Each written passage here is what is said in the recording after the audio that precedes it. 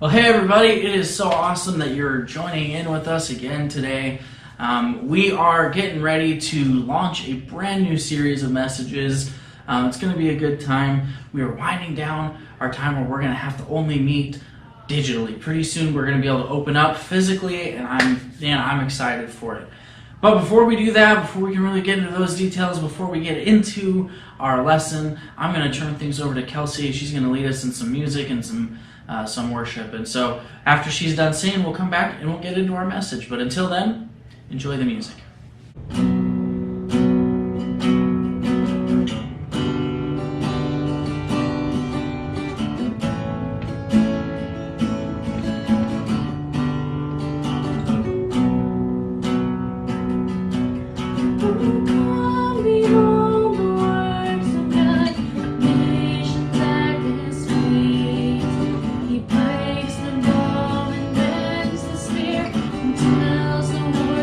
See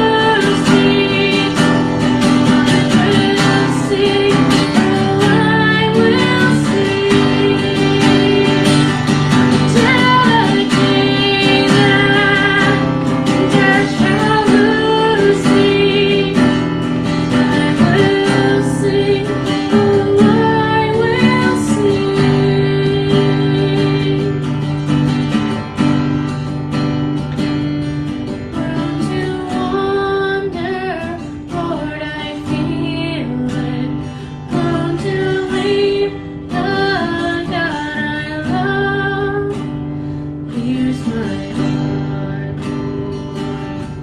Take and seal it for thy courts above.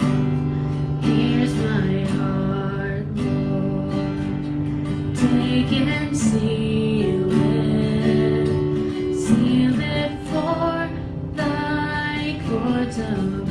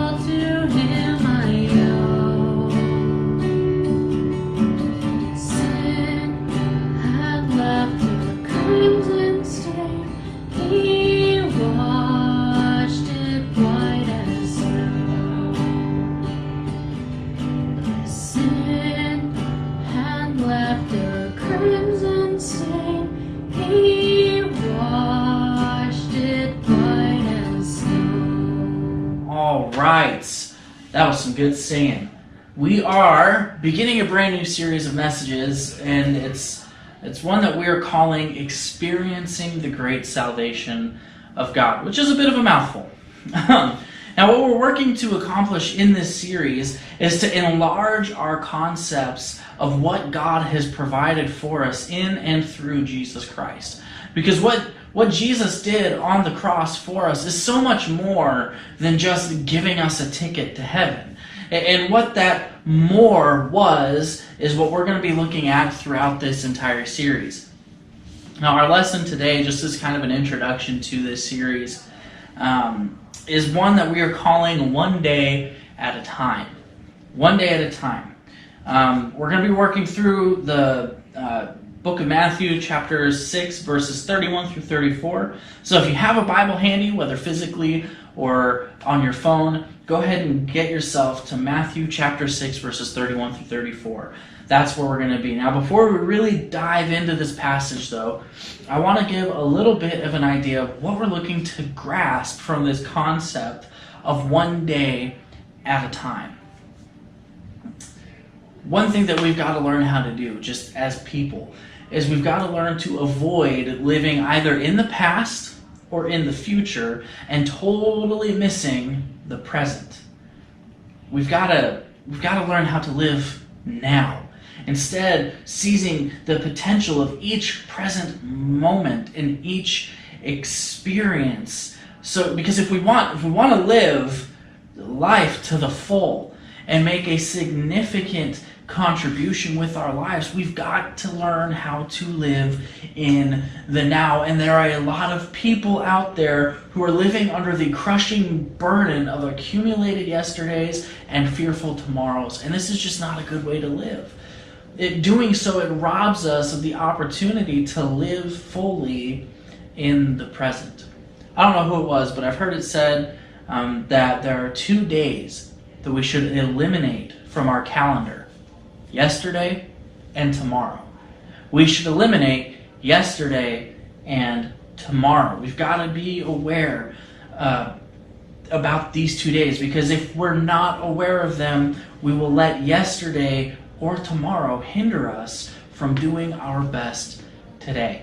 So with this kind of opening idea to this concept of one day at a time, let's open up to Matthew chapter 6, verses 31 through 34. It says, "So do not worry, saying, 'What shall we eat? Or what shall we drink? Or what shall we wear?' For the pagans run after all these things, and your heavenly Father knows that you need them. But seek first His kingdom and His righteousness, and all these things will be given to you as well. Therefore do not worry about tomorrow, for tomorrow will worry about itself. Each day has enough trouble of its own." Sir William Osler, who is a world-renowned doctor in the late 19th and early 20th century, suggested that we should live in day-type compartments.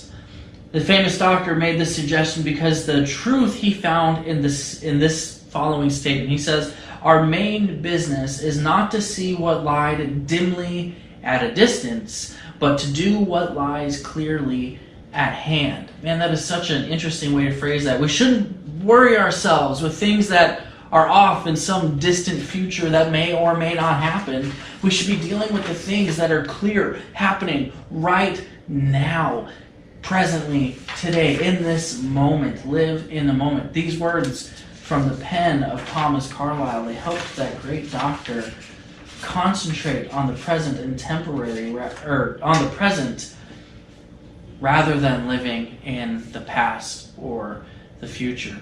In line with this thought is a poem by a famous Indian dramatist, Kalidasa. I don't know if I said that right. I probably said it wrong, but I like this poem, and so I want to read it to you. It says, "Look to this, for it is life, the very life of life.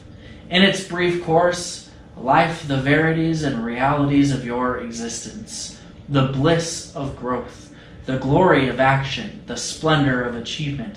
For yesterday is but a dream, and tomorrow is only a vision. But today, well lived, makes every yesterday a dream of happiness, and every tomorrow a vision of hope. Look well, therefore, to this day, Such is the salutation to the dawn. That is so cool. You know, when we live now in the moment, if we live well today, then yesterday seems like a dream of happiness and tomorrow seems like a vision of hope. I love that idea. You know, we always hear about a 5-year plan and a 10-year plan, and you know, where do you see yourself? You know, when I got hired on at the foundry where I work, I remember being asked, "Where do you see yourself in 5 years?" And I wittily responded, "Not here." That was almost 10 years ago. And we were always asked, "Where do you see yourself?" And we're asked about our future so often and so frequently that we almost never take the time to pay attention to what's going on right in front of us. I wish that wasn't the case. Many of us put off living in the present to worry about the future. All of us have at times been guilty of becoming bitter or ruining the present by filling our minds with regrets about things that have happened in the past. We may be able to plan and try to guide our future, but the truth is we have no control over the future. You know, we can say all we want that I control my destiny, but the truth is we don't really. Life's gonna happen, and we can plan, we can try to set things in motion and try and set things up to reach a certain goal, but at the end of the day, what's gonna happen is gonna happen. We may wish we could change the past, but the truth is that what's done is done, and we can't change it. We can learn from it, we can grow from it, but we can't change it. It happened. So that leaves only 1/10 of time for us to really interact with, and that is the present. The future is distant, and we can't always control how we get there or what happens between the now and the future. The past has already happened, and we can't change what happened. So that means the only thing we can really make an impact in is the present. William Barclay once wrote, "Nearly all the great men have been haunted by the sense of the shortness of time and of the uncertainty of time. As we grow older and as time grows ever shorter, there are certain things that we should remember. The first thing we should remember is we should never leave things half finished in case they are never finished. Number 2, we should carefully choose what we are going to do, for there is no longer time to do everything, and we should do the things which really matter. Number 3, we should never come to the end of a day with a quarrel or a breach between us and any fellow man, for it may be that quarrel will never be mended and the breach will never be closed. Number 4, we only get so much time, and when that is finished, we cannot get any more. Number 5, none of us know how much time we're going to get. Number 6, if there is something to be learned, we must learn it now. For the longer we put it off, the harder it will be to learn it." Awesome words from William Barclay. W. Clement Stone, he said, "The do it now is one of the greatest self-motivators. Those who have achieved some success in their life have learned to do it now rather than procrastinate." We ended our last series last week. We were talking about God's supply and how He gives us everything we need to accomplish what He has called us to do, and that if we don't have it, we probably don't need it. So with this idea of God's supply interplaying now with time, we come into an interesting concept called stewardship. Stewardship. Now, this is a biblical concept that most often gets applied to money and how we handle our finances, but I want to say this doesn't just apply to money. It applies to every resource we have ever, and that includes our time. So let's really pick this apart and dive into the stewardship of time. Time is loaned to us to be used in God's service. We cannot be too diligent in the proper use of time, and there are a few reasons for this. The first reason is that time is precious. We cannot kill time without injuring eternity. So often I hear people, "Hey, what are you doing?" "I'm just killing time." Do you realize what killing time does to eternity? It's like the butterfly effect. You know, it's A small thing can have a massive impact down the road. We can't kill time without injuring eternity. Time is precious. Another thing to think about is that time is short. It doesn't matter how you slice it or dice it. There are only 24 hours in a day. That's it. That doesn't change. We can get up earlier, go to bed later, but there are still only 24 hours in which to get things done each day. And those 24 hours, they go quick because time is passing swiftly. It's one of the only true unstoppable forces in all of creation. Nations, they rise and they fall. Larger than life human beings pass away, and time marches merrily on. Carl Sagan, he once famously commented on an image of Earth from the Voyager 1 that at the time it was out beyond Saturn looking back at Earth. And this image has been called the pale blue dot. And his comments that Carl Sagan made, they still have some resonance that hit hard even today. He said, "The Earth is a very small stage in a vast cosmic arena. On it, everyone you love, everyone you know, everyone you've ever heard of, every human being who ever was lived out their lives. Thousands of confident religious ideologies and economic doctrines, every teacher of morals, every corrupt politician, every hero and coward, every creator and destroyer of civilization, every saint and sinner in the history of our species. Think of the rivers of blood spilled by all those generals and emperors so that in glory and triumph they could become the momentary masters of a fraction of a dot." Time passes swiftly. Things happen. Lives are lived, impacts are made, and time marches happily on. And the truth is, it's going to continue to march happily on. How long? We have no idea, because time is uncertain. The most certain thing about time is that it is uncertain. We don't know how much time we have. We don't know if today is our last day or not. We just have no clue because time is so uncertain. We don't know if we have 20 minutes or 25 years. Yellowstone could erupt tomorrow and the world as we know it would change forever. And time would still keep going. Though we have no guarantees that the natural laws that dictate how all of creation works are going to continue to do so, we operate under the assumption that because they have in the past, they're going to continue to do so, even though there's no guarantee about that. We don't know when time is up. It's time. We don't know. We have to be aware of time and how we spend it, because time, it's irrevocable when it's gone. All of our prayer cannot return even a single hour of time. It's worse than squeezing toothpaste out of a tube. While you can't get the toothpaste back in the tube, it can still be used, at least temporarily. But once time is gone, that's it. It's gone. The time we waste where we're just killing time, where we're doing things that aren't important, when we're scrolling through Facebook or Instagram or whatever, and I'm guilty of this because I do that way too much. The time we spend doing that could be spent doing so many other things that have impact and meaning beyond ourselves, that when we take the time doing stuff that doesn't matter, that's it, and the time is gone and we can't get it back. And the truth is, that ought to scare us, because time is something that we are going to give an account for to our Savior. Whether you believe in God or not, that's a whole other topic, but as a Christian, I believe we're all standing before Him someday, and we're going to answer for how we spent our time. We're all going to be called to account for how well or poor we stewarded the time that we were given. Aristotle Onassis had 10 secrets of success, and one of these was related to time. He said, don't sleep too much or you'll wake up a failure. If you sleep 3 hours less each night for a year, you will have an extra month and a half to succeed in. That's amazing.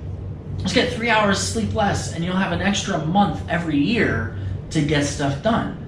Now again, remember, it's still only 24 hours in a day, but those hours, when we use them and steward them well, stack up. And if this millionaire could deprive himself of sleep to make money, in like manner, God's children could make better use of our waking hours by rendering services of eternal significance. Now that brings us to the management of time. Since we are responsible for the way that we use the gift of time, I'd like to suggest the following methods for improving our stewardship of time. The first way we can improve this is to start each day with a prayer of thanksgiving. This is hard for me to do, at least before I shower.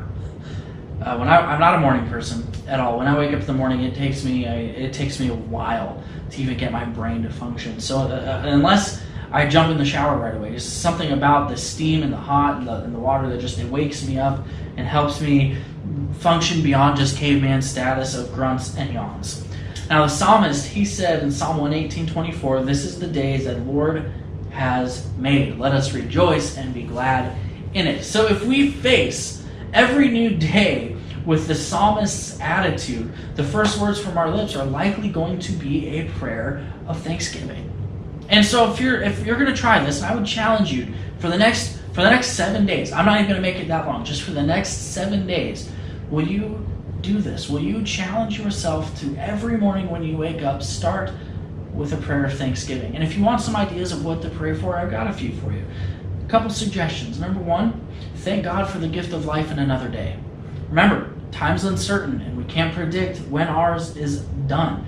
Every second of time we have is a gift from God, and so the first thing we should be doing daily is thanking God for another day, for another gift. Another suggestion, thank God for the gift of faith that has let God come into your life. We ought to thank God for his gift of Jesus, which provided the salvation that we have in the first place. That's something we should always be thanking God for. Another thing would be to thank God for the members of your family, even on the days where you don't really get along with them. They're your family. They're important. Thank God for them. And if you are able to work, thank God for that privilege. This is another way that he provides for us, by allowing us to have a place of employment. It took me a long time to understand that one. I used to hate that I had to go to work every day. It just, oh man, it was so frustrating, and it was honestly almost like a downer, because I feel burdened to do this work for God. And my mentor, he put it to me in a really good way. He said, hey, but you know what? Working is what's allowing you to do that stuff for God. That changed it for me. That made it completely different. It's the way God provides for my family. It's the way he provides for me to be able to do the things for the church that I am able to do. Now, another thing to thank God for in the beginning of the day is friends. I don't know about you. I love my friends. I'm super grateful for the camaraderie and the way we live life together. So I'm thankful for them, and I should be thanking God for them, because they are another blessing in my life. And another thing, and this is by far the last thing, it's another thing. This list is not exhaustive.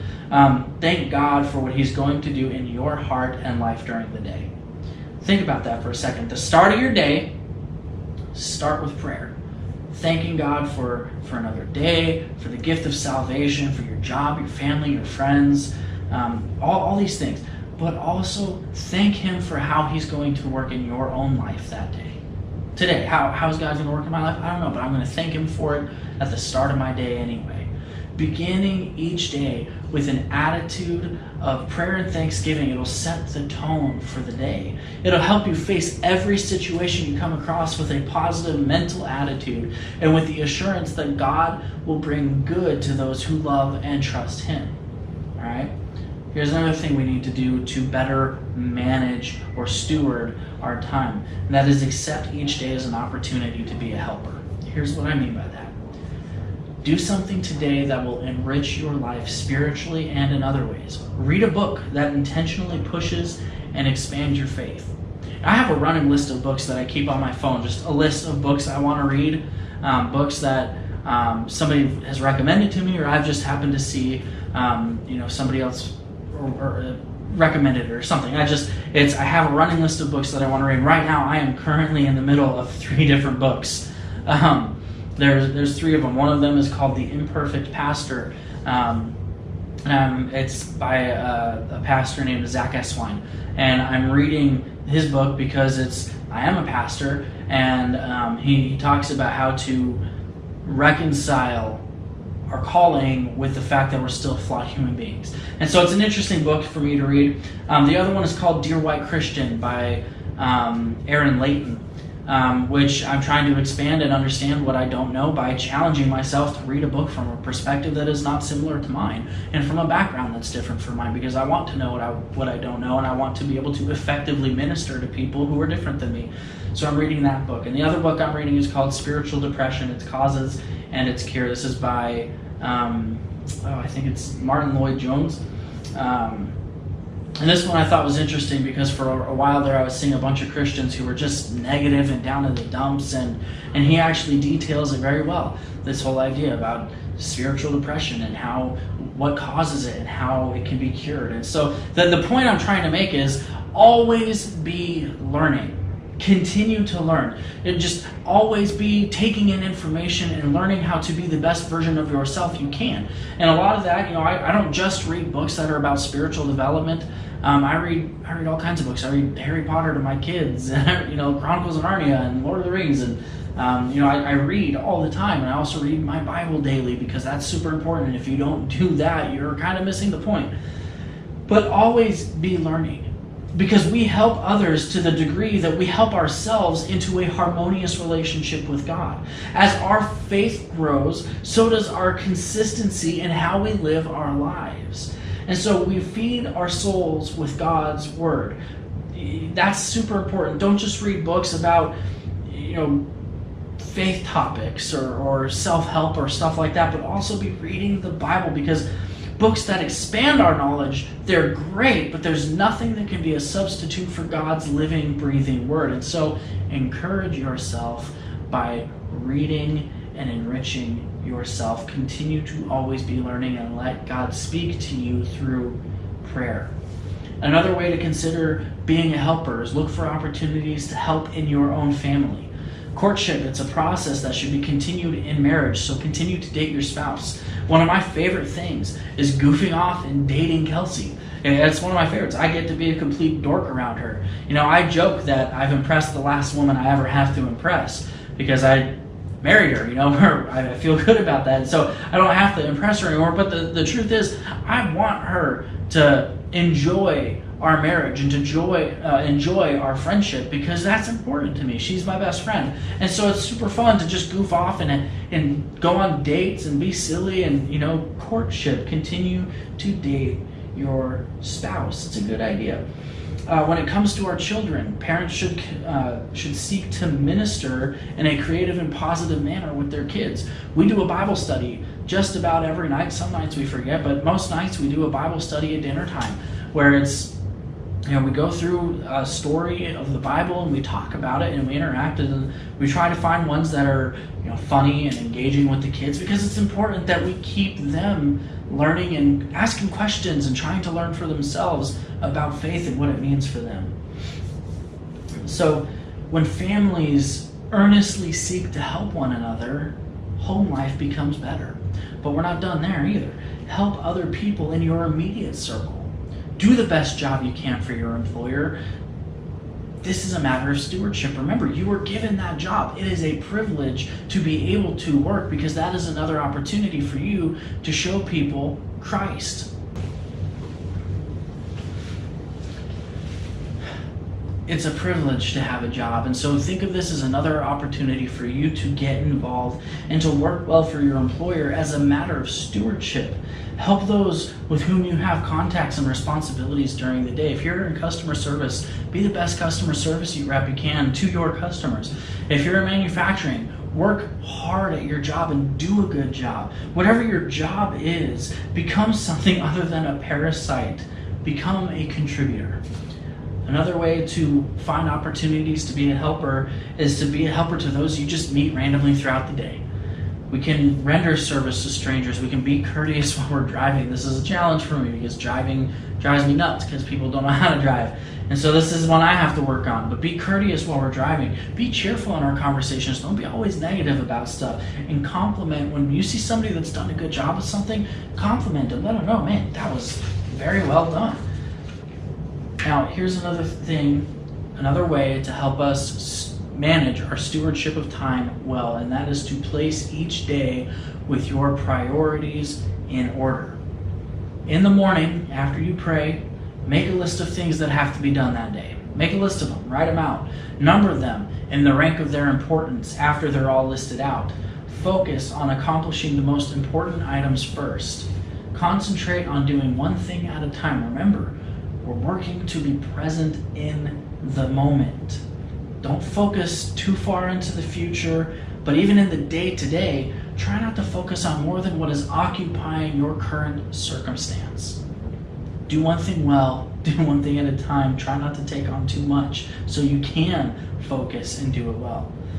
And finally, and the last way, and again, this is not exhaustive, I'm sure there are other ways, these are just the ones that I find to be most pertinent. Another way to manage the stewardship of your time well. Schedule each day and allow for interruptions. Allow for interruptions. Now hear me on this. There are some times where some interruptions, they do nothing but kill time. And remember what happens when you kill time, you impact eternity. We've got to pray for wisdom to deal with these specific interruptions. One of the biggest interruptions, if we're honest, is our phones. Mine was just ringing a second ago. I had to turn it off. One of our biggest distractions and interruptions is our phone. As great as they are at shrinking the world and bringing communications to a place where you can have a face-to-face conversation with somebody on the other side of the globe, man, that's amazing. They've gone a long way. But they take us out of our current situations into a world devoid of real contact. Now, there are other interruptions that are just the random goings-on of the day that sometimes they just bring nothing but a vacuum of time. Now, there are some interruptions that are divine appointments, and we've got to recognize and seize these. Some interruptions that come to us throughout the day may provide us with the greatest opportunities of the day. I'll never forget the story that my grandfather told me.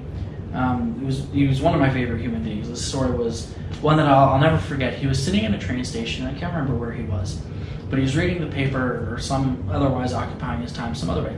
And he's just in the train station waiting, and some stranger comes up and asks him for the time.